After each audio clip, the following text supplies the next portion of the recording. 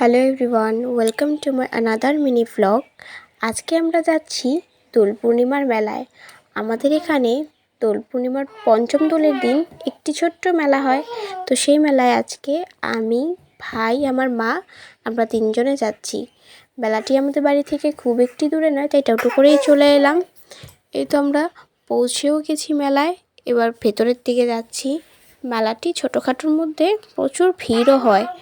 আর এই যে নিশানগুলো দেখছো, এই নিশানগুলো হচ্ছে এই মেলার মেন ভগবান, মানে এই নিশানগুলোকে এখানে পুজো করা হয় ঠাকুর হিসেবে। আর এই যে দেখো কত ভিড় ঠাকুরের সামনে। তারপর আমার এক পিসির সঙ্গে মেলাতে দেখা হয়ে গেছিলো। এরপর আমরা রিহুর জন্য কিছু টয়েস কেনার জন্য এই দোকানটাতে ঢুকি। তারপর আমরা মেলা থেকে বেরিয়ে গেলাম। রিহুর জন্য বেশি কিছু কিনিনি, একটা চশমা কিনেছি আর একটা পাখি কিনেছি। এই পাখিটিকে রিহুর দিদুন কিনেছে, এই পাখিটি দিয়ে আবার লাইটও জ্বলে।